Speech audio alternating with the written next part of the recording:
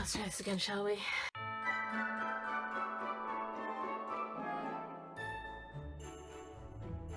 Hail and well met, friends, and welcome to only, I don't know, like the second or third time attempting to film this because my camera can't seem to focus on my face, which is right here.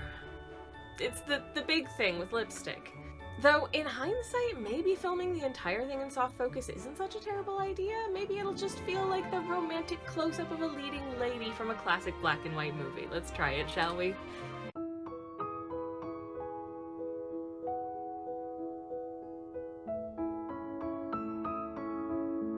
Okay, maybe not. Speaking of the golden age of cinema, today I am inspired by the best movie I've seen all year. That's right, it's Venom 2 Electric Boogaloo. For copyright reasons, I can't show you a clip from the movie, but here's a dramatic reenactment of something I'm pretty sure happened. I'm hungry, Eddie. Hungry for brains! Venom, we can't... Venom, you know we can't just eat brains, right? It's creepy and it's not pleasant. But I need them, Eddie. I need them to live. Okay, listen. How about a compromise? Compromise, you say? Yeah. How about I make brownies? Brownies? Yeah, you know, some nice, freshly baked, warm, gooey chocolate brownies. Okay, actually, yeah, that sounds pretty good. Let's do brownies. Glad you could see things my way this time, Venom. I love you, Eddie. I love you too. In Venom 2, Tom Hardy returns as sweaty journalist Eddie Brock, who has settled into a comfortable domestic life with his weird symbiote alien boyfriend. Meanwhile,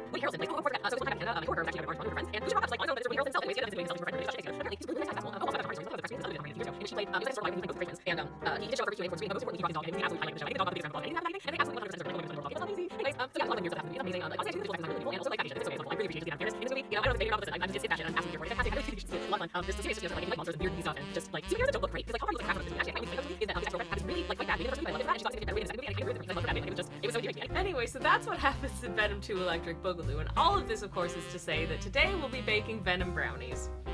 What are Venom brownies, you may well ask? Well, they're just regular brownies, but I've decorated the little Venom face onto the front of them. You'll probably have seen it in the thumbnail for this video. That's it. Look, I know it's a flimsy excuse, but I wanted to do something cute, okay? For this recipe, you will need dark chocolate, unsalted butter, eggs, sugar, other supermarkets are available, plain flour, see, I told you other supermarkets were available, cocoa powder, raspberries, white chocolate, and pink food coloring. One of the things that's great about this brownie recipe is that you really can whip it up just about whenever you feel like it. With a lot of like cake and cookie recipes, you have to worry about your butter being at exactly the right temperature, but for this, you're just gonna melt it anyway, so... you know, you're good. Anyways, weigh the butter into a small microwave-proof bowl and microwave in short bursts until it is fully liquid. This is when I like to add the chocolate. In the immortal words of Mary Berry, chocolate melts in a child's pocket. Therefore, it will definitely melt in the residual heat from the melted butter, and will bring the whole thing to a nice, comfortable temperature when it comes to mixing it in with the rest of our ingredients later. Even if it doesn't look like it's fully melting, just keep stirring and stirring and stirring and more stirs. Just stir a lot, and you will notice the chocolate starting to soften. And after quite a lot of stirring, you will notice that you've got this wonderful, lovely, dark, glossy mixture that is just really beautiful to look at and looks delicious, but I would add other things to it first. Once the first two ingredients are fully incorporated with each other, we're just gonna set this aside and take care of our eggs and sugar. Once I've cracked the eggs into the bowl, I just like to give it a little bit of a whisk up to kind of loosen and break up the yolks and all that jazz. And then we just want to rein in the sugar. Now you do want to give this a nice good whisk to make sure that it's like, you know, starting to lighten up and is nice and well combined, but don't worry too much about beating like maximum amounts of air into this because this isn't going to be a light spongy brownie anyways. It's going to be dense and fudgy, so we don't need massive amounts of leavening from this. It'll get a little bit as it bakes, but it really doesn't need more than that. So it doesn't need to be hugely fluffy like a sponge cake or a cupcake, for instance. We're going for density here. Once you've whisked up the eggs and the sugar, it's time to combine our first sets of ingredients, making sure to scrape down the bowl to get every last bit of goodness into your batter. Now comes the dry ingredients.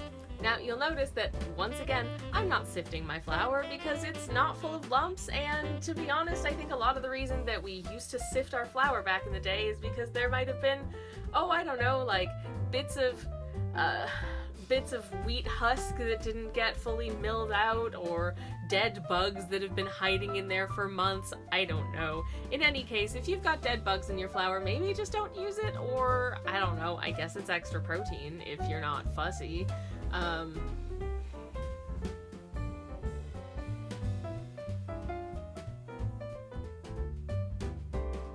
Anyway, sift your flour if you want to, but you don't have to, it's fine. The one ingredient that I do sift though is cocoa, because cocoa just wants to clump up. It likes to form. You can see it in the tin here. It has formed these big massive boulders.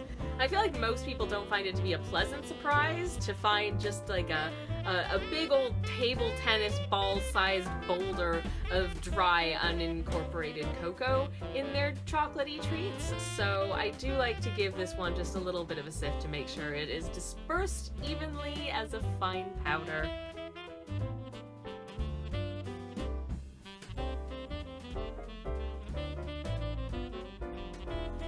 Once all of these ingredients have been well folded and combined together, it's time to add in the raspberries. Now these are obviously an optional ingredient.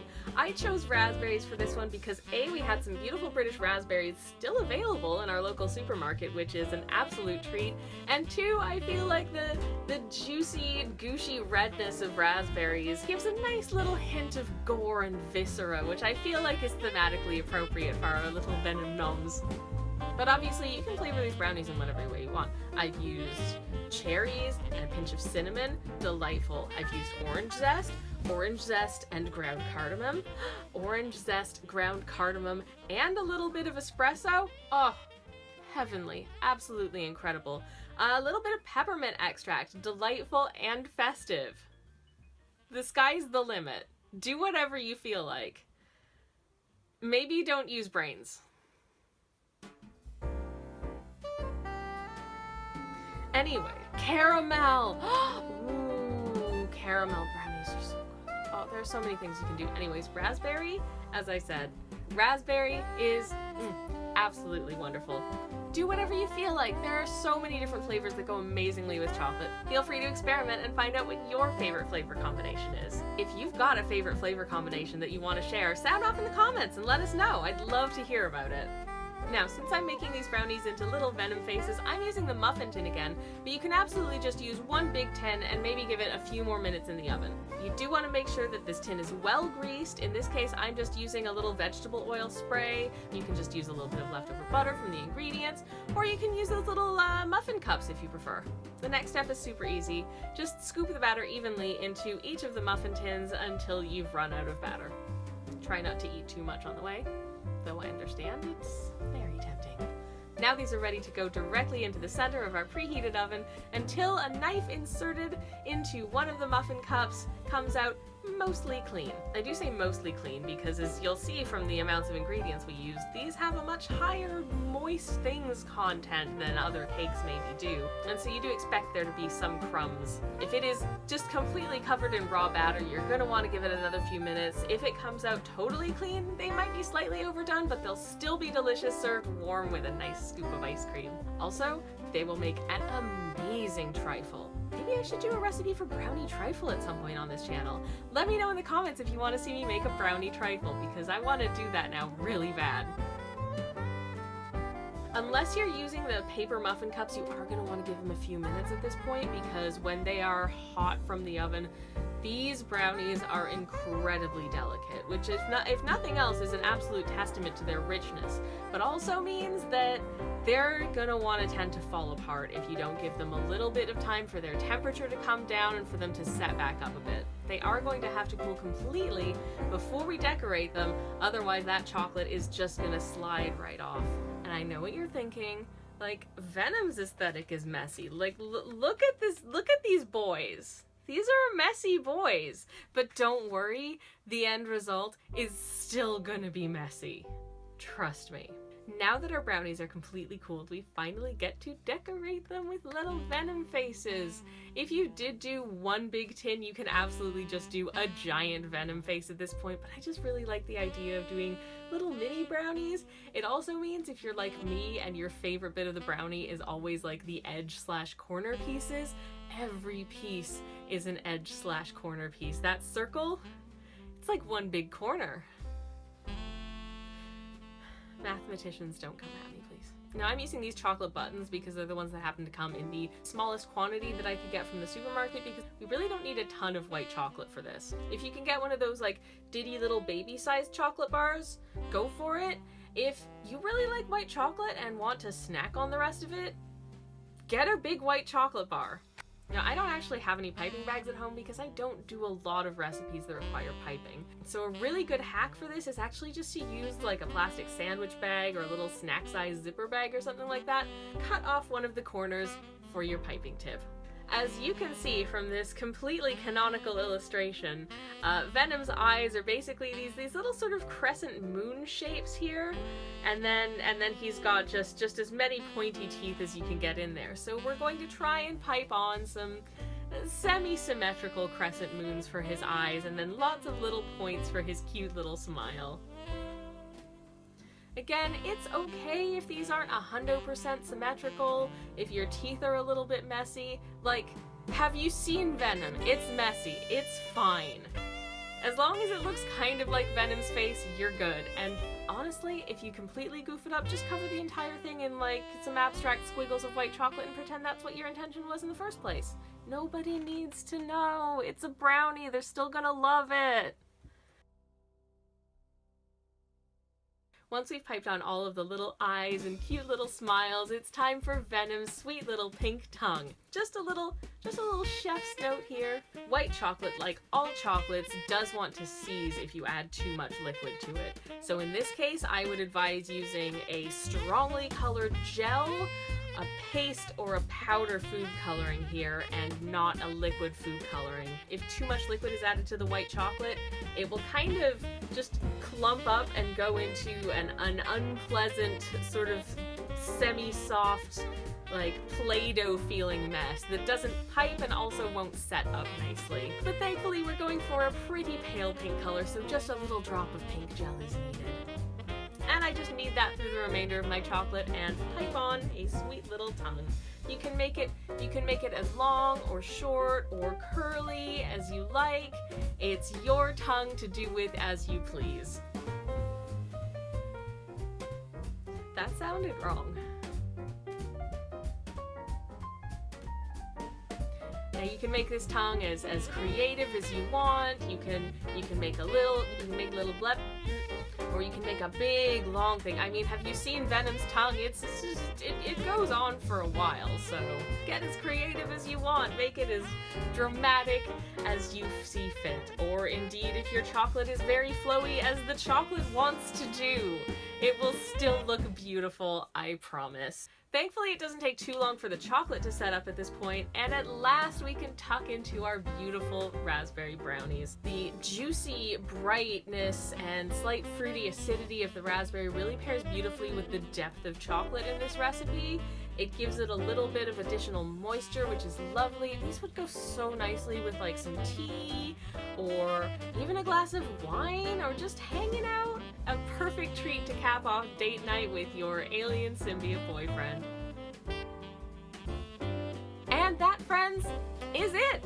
I I hope you enjoyed this. I hope if you do decide to make these, definitely do tag me.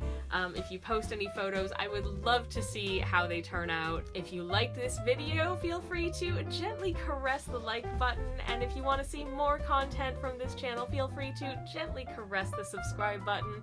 If you want to see what I'm up to when I'm not here on YouTube, I stream live on Twitch 3 times a week. We have a lot of fun there, and I'm also pretty regularly on Twitter and Instagram, so feel free to hit me up there as well. If you would like a copy of either of my books, feel free to check out my Etsy page.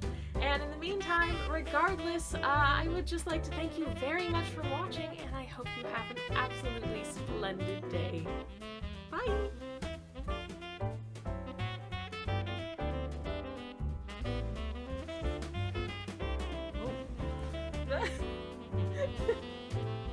What else just happened?